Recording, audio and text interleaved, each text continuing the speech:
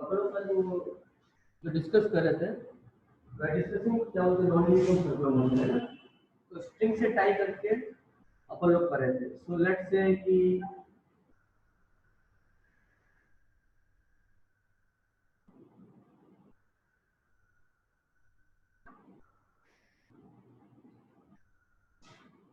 ये है ना, एंड ये यहाँ से अपन ने क्या किया है, एक स्ट्रिंग से टाई करके अपन ने बॉब को थ्रो किया, राइट।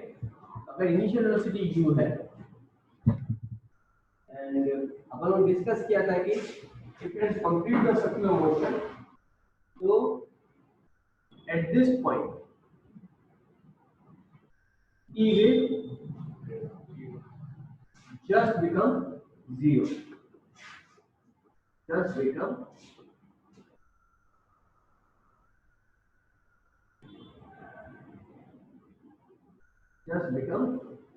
zero, e zero हो गया when you apply the conservation of energy and we find out that u is equal to square root of 5 RT to complete the circular motion, and we find out that v at this point will be square root of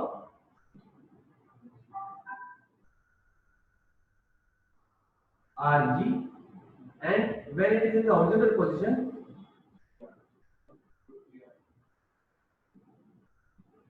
v is square root of theta. So here we what we solved is अपन ने देखा कि या तो वो pendulum जैसे behave कर रहा है, यानी lower half of the circle में है, और उस केस में क्या हो रहा है कि velocity vanishes before the tension vanishes. ये सवाल जो अपन कर रहे हैं उसमें स्ट्रिंग से बंधा हुआ है, रिमेंबर। नेक्स्ट पार्ट जो अपन ने किया, जब upper half of the circle में चला गया तो हमने देखा कि अपर हाफ में वेलोसिटी कभी भी जीरो नहीं हो सकती है, टेंशन जीरो हो रहा है।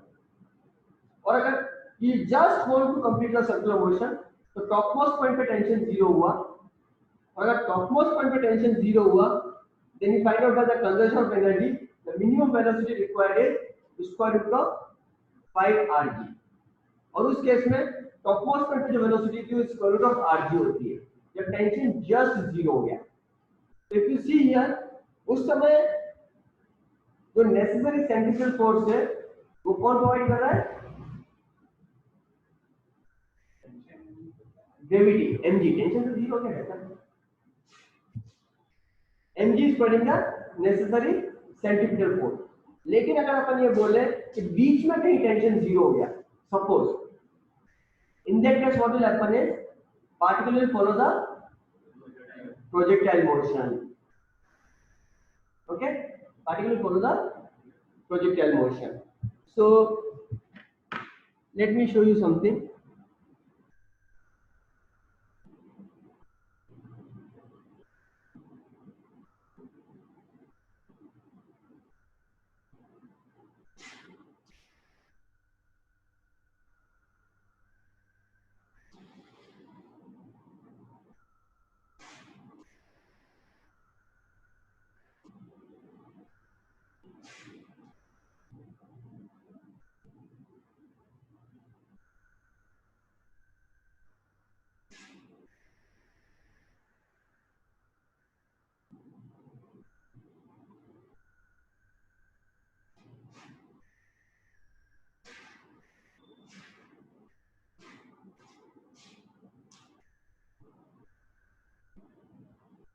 Okay, अभी नहीं है, बाद में बताता हूँ मैं तुम लोगों को।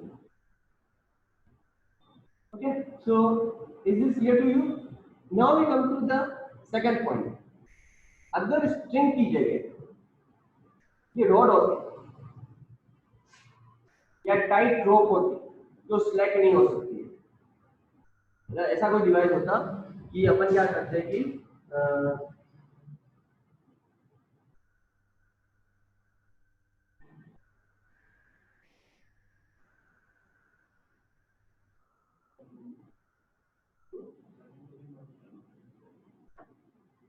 नहीं,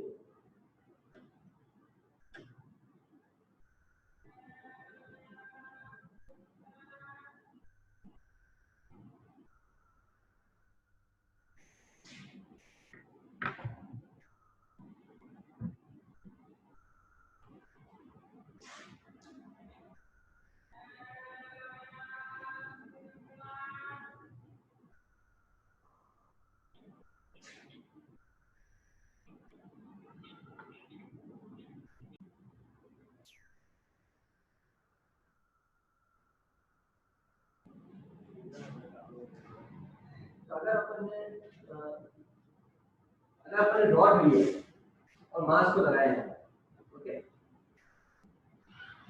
जब ये वाला पॉइंट आया, okay, and as soon as the tension becomes equal to 0, इस पॉइंट पे, एंड जैसे ही अपन यहाँ पे पहुंचेंगे, अब रॉड तो कंप्रेस हो जाएगी ना, स्ट्रिंग के केस में ज्यादा स्ट्रिंग स्लैक हो जाती है, स्ट्रिंग के केस में क्या होता है, स्ट्रिंग स्लैक हो जाती है, तो फ्री फॉल में रहता है, लेकिन रॉड के केस में फ्री फॉल तो आएगी नहीं। तो अभी तक इस फ्री बॉडी डायग्राम में यहाँ पे टेंशन टी ब्लॉक को अंदर खींच रहा था, tension tea was Poynting the central force, यहाँ पे जैसे ही इधर टेंशन टी 0 हुआ और नेक्स्ट मूवमेंट जैसे ही ब्लॉक रॉड को कंप्रेस करेगा, इस ब्लॉक नॉर्मल फोर्स ऊपर की तरफ लगेगा। अब पार्टिकल के पास ऑप्शन नहीं हो सकता, मुझे छोड़ नहीं सकता है। इस स्टेज पे क्या हो जाएगा, अगर अपन इक्वेशन लिखेंगे तो mg cos theta minus n is equal to mg square upon r। Okay, तो इसका क्या मतलब हुआ कि सर्कुलर मोशन अभी भी कंटिन्यू करेगा, सर्कुलर मोशन अभी भी कंटिन्यू करेगा। स्ट्रिंग वाले केस में क्या होता, जैसे ही टेंशन 0 हुआ, नेक्स्ट स्टेप पे मतलब डेल्टा टी टाइम के बाद पार्टिकल को प्रोजेक्टाइल मोशन में जाना पड़ेगा, फ्री फॉल में आ जाएगा, स्ट्रिंग उसको होल्ड नहीं कर पाएगी। लेकिन रॉड के केस में क्या है, जैसे टेंशन 0 हुआ तो नेक्स्ट सेकंड में रॉड टेंसाइल स्ट्रेस से कंप्रेसिव स्ट्रेस में कन्वर्ट हो जाएगा, और पार्टिकल के पास वो फ्रीडम नहीं है कि वो सर्कुलर मोशन को छोड़े, वो कंटिन्यू करेगा, राइट। तो now to complete the circular motion,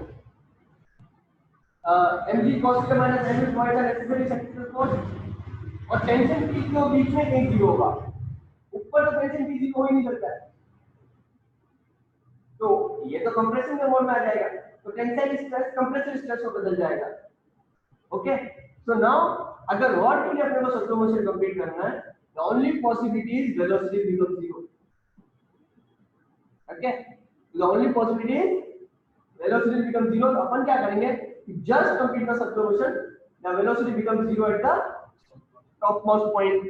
अगर तुम इस केस में अगर सर्कुलर मोशन को कंप्लीट करने के लिए कंजर्वेशन एनर्जी लगाते हो, तो तुम्हारे पास क्या आएगा, half mu square is equal to twice mgr। यहाँ पे जो पोटेंशियल एनर्जी है और यहाँ पे काइनेटिक एनर्जी, ऊपर काइनेटिक को 0 कर दिया, तो तुम्हारे पास क्या आ गया, u is equal to root of 4gr। Okay, root of 4r या 4gr। तो डिफरेंस पता चल गया। स्ट्रिंग के लिए तुम्हारा मिनिमम वेलोसिटी क्या है, स्क्वायर रूट ऑफ 5r, और रॉड के लिए तुम्हारी मिनिमम वेलोसिटी की स्क्वायर रूट ऑफ 4r। अब इस केस में u इक्वल 4r पे यहां पे पर कितनी है, 0। और अगर इस पॉइंट के लिए अगर अपन कंजर्वेशन ऑफ एनर्जी लगाएंगे हॉरिजॉन्टल पोजीशन के लिए, apply half M U square is equal to half M G square plus M G R. इस पॉइंट पर अगर अपन लगाएंगे, इस पॉइंट पर अगर मैं कंजर्वेशन एनर्जी लगाऊं तो मेरे पास क्या आ जाएगा, हाफ एम यू स्क्वायर की जगह 4gr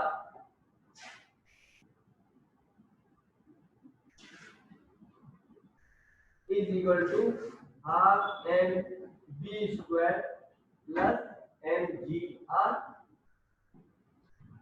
So this will give me v equal to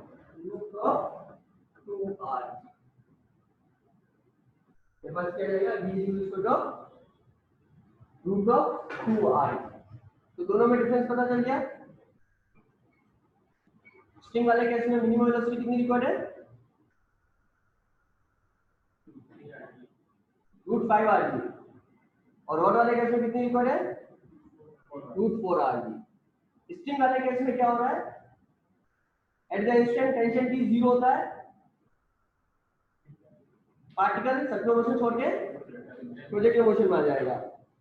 और रॉड वाले केस में क्या होगा, as soon as tension T 0 होगा, नेक्स्ट मोमेंट में क्या हो जाएगा टेंसाइल स्ट्रेस कंप्रेसिव स्ट्रेस में कन्वर्ट हो जाएगा।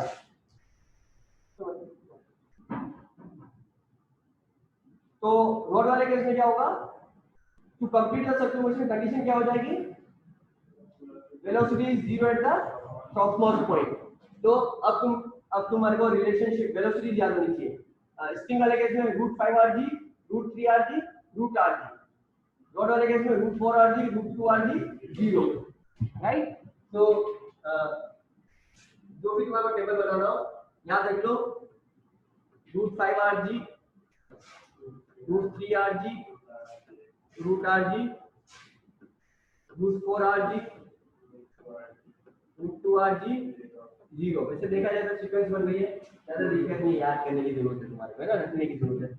और ये कर लो तो तुम्हारा क्या बोलते हैं जेई मेंस लेवल के जो सर्कुलर मोशन के सवाल है ना वैसे ही सॉल्व हो जाएंगे, बहुत ज्यादा दिमाग लगाने की जरूरत नहीं है। अब इसके बाद जो एडवांस लेवल का सवाल बचता है वो यही है कि जब भी कांटेक्ट लूज होगा तो कैसे बिहेव करेंगे। फॉर एग्जांपल एक अच्छा सवाल अपनी शीट सोल्व करोगे तो तुम्हारे को मिलेगा, जैसे कि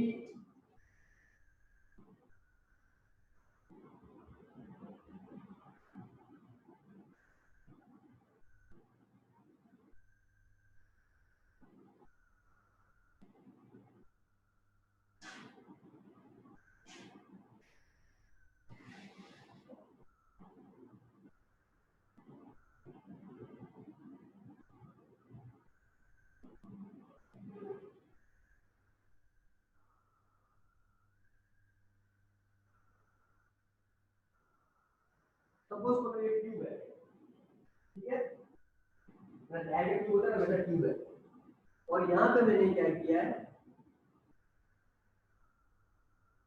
ये पार्टिकल है, ठीक है, फ्रिक्शनलेस ट्यूब है, तो particle just able to slide, कोई कांटेक्ट फ्रिक्शन नहीं आ रहा। और दिस अब मैंने अगर इसको वेलोसिटी u दी और कहीं भी यहां पे जाके जब कोई पार्टिकल को सर्कुलर मोशन प्रोजेक्ट करता है तो पार्टिकल की पैरेलल टेंडेंसी किस डायरेक्शन में होती है, बाहर की तरफ, राइट। तो अभी तक जो पार्टिकल जब मूव करेगा ना तो उसका कांटेक्ट सरफेस ये वाला सरफेस होगा, यानी कि आउटर सरफेस का जो नॉर्मल है ना वो अंदर की तरफ है जो सेंट्रीफ्यूगल फोर्स प्रोवाइड कर रहा है। और जैसे ही अगर ये वेलोसिटी रूट 5rg से कम है तो क्या हो जाएगा, यहां पे किसी पॉइंट पे नॉर्मल 0 हो जाएगा। नॉर्मल 0 होते ही क्या होगा, इस सरफेस से कांटेक्ट लूज होकर पार्टिकल इस सरफेस से मूव होना शुरू हो जाएगा। तो यहां के बाद जो है आगे वाले मोशन में तो नॉर्मल फोर्स है वही डायरेक्शन में रहेगा और mg cos थीटा अंदर की तरफ रहेगा। तो यहां तक तो s plus mg cos theta तुम्हारे को इस पॉइंट तक तो n plus mg cos theta central force provide करेगा, और इसके बाद से mg cos theta minus n तुम्हारे को सेंट्रीफ्यूगल फोर्स प्रोवाइड करेगा। तो ये बिहेवियर किसके जैसा है, रॉड जैसा बिहेवियर है, ठीक है। अब क्योंकि पार्टिकल अगर आउटर सरफेस पे ट्रेवल करता तो ट्यूब के ऊपर की तरफ फोर्स लग रहा है, ऊपर की तरफ फोर्स लगा। अगर तुमने ज्यादा वेलोसिटी से देखिए ना तो पार्टिकल ट्यूब को ऊपर उठा सकता है, उठा लेगा, मेरे को क्या उठ जाए तुम सॉल्व कर लेना, मैं ट्यूब का मास दे दूंगा तुम्हारे को, तो देख लेना किस पॉइंट पे नॉर्मल का जो वर्टिकल कंपोनेंट है ऊपर की तरफ वो ट्यूब पे इतना फोर्स लगाएगा उसके एनर्जी को उठा ले। हो गया सवाल एक अच्छा आईआईटी में आने जाए। बाकी तो सारे सिंपल सवाल है जो जेईई मेंस में आने लायक है, उनसे हो जाने चाहिए। Is this clear? Any doubt?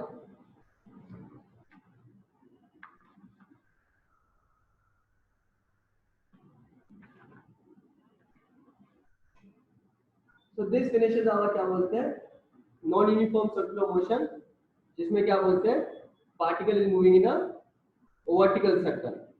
ठीक है,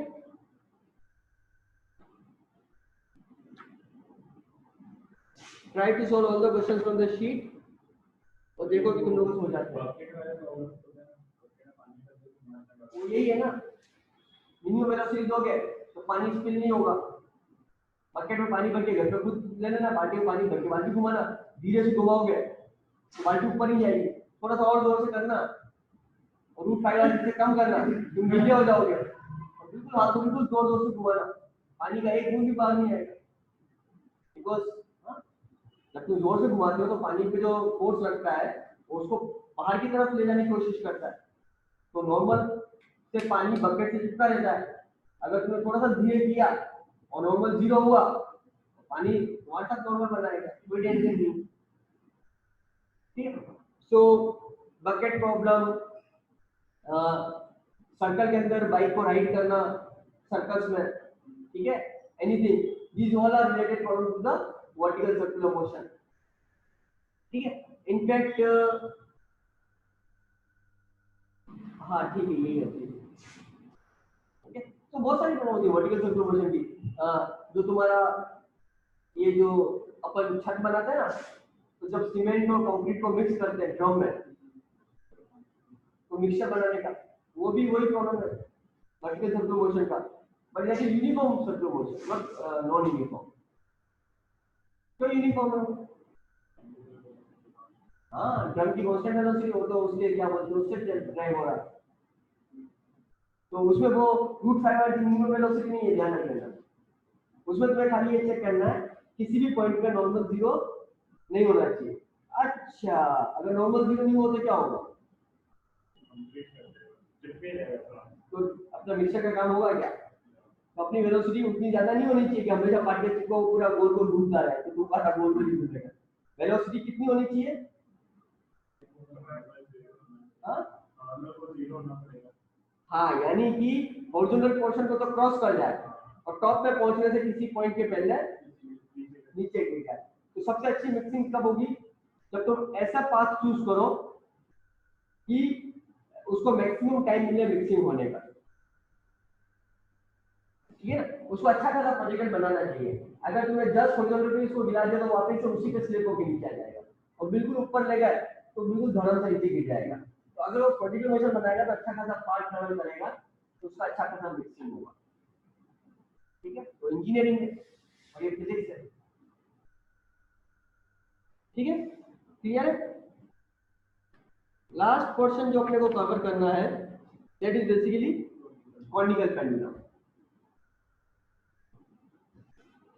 okay, so it's very simple, खत्म ही कर लेते हैं आज ताकि वापस वापस नहीं करना पड़ेगा।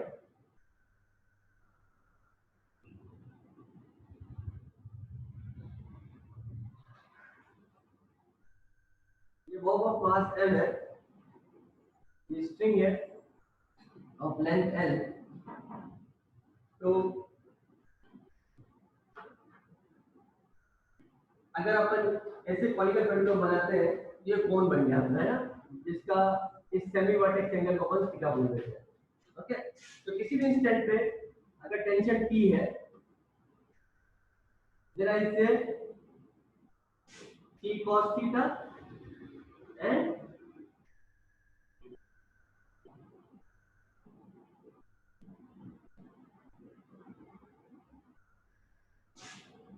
टी sin थीटा और एम जी नीचे। तो की बड़ी डायग्राम कैसे बनाया? T cos theta, T sin theta, N जी,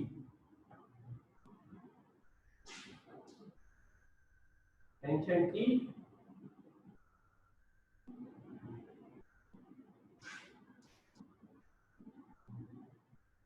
N G cos theta N G sine. ये वाला फ्री बॉडी डायग्राम नहीं बनाए, ये वाला फ्री बॉडी डायग्राम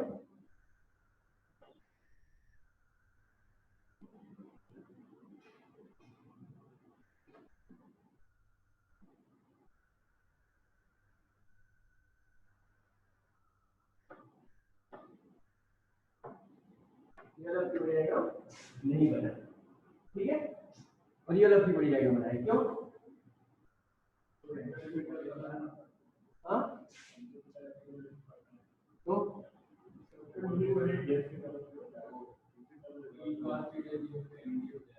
हाँ, इसमें वर्टिकल मोशन तो है ही नहीं, और जो सर्कुलर मोशन वो प्लेन में, हॉरिजॉन्टल प्लेन में, जिसकी वैल्यू अपने को मालूम है।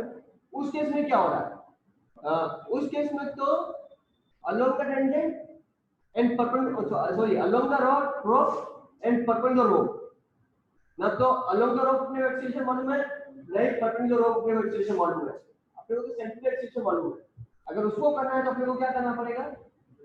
अपने को सेंट्रिपिटल एक्सेलरेशन के कंपोनेंट्स लेने पड़ेंगे। तुम्हारा एसी डायरेक्शन में है तो तुम्हें एसी का एक कंपोनेंट इस डायरेक्शन में लेना होगा और एसी का एक कंपोनेंट इस डायरेक्शन में लेना होगा, ठीक है।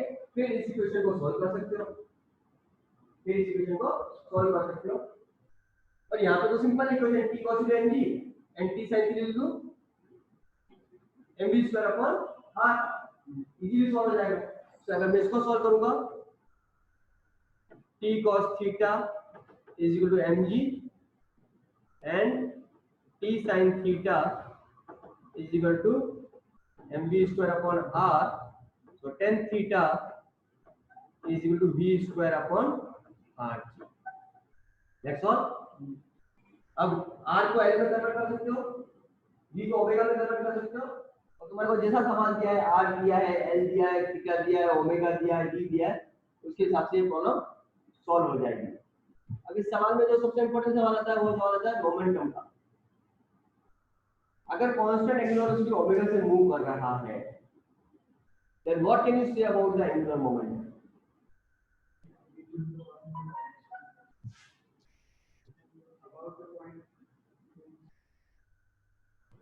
What can you say about the angular momentum?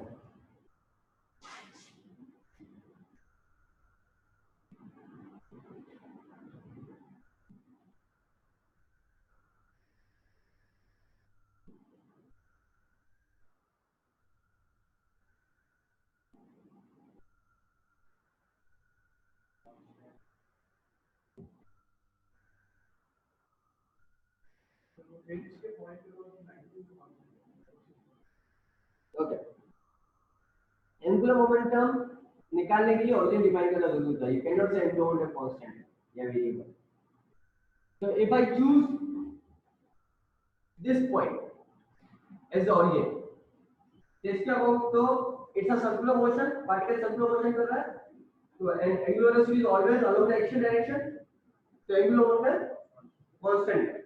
So about this point I can say angular momentum is क्या होता है? Constant। उसमें लिखी होती है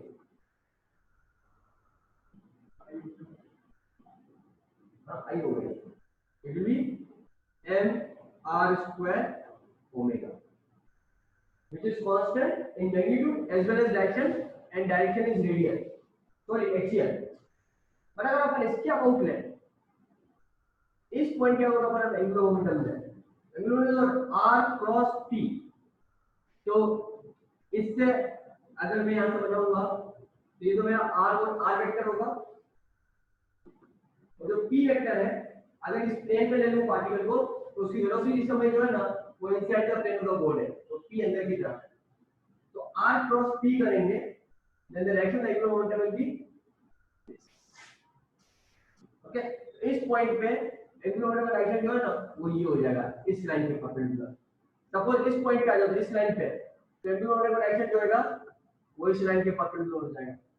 तो इफ यू सी हियर कि ऊपर जो हिंज वाला पॉइंट है जहां पे रस्सी बंधी है उसके अबाउट अगर अपन एंगुलर मोमेंटम लेंगे तो एंगुलर मोमेंटम जो है ना its magnitude is constant but its direction is along the, उसका डायरेक्शन भी एक कोण बना रहा है, so direction is changing. So angular momentum is not constant about the hinge point. Magnitude is constant but the direction is continuously changing. Clear? Any doubt?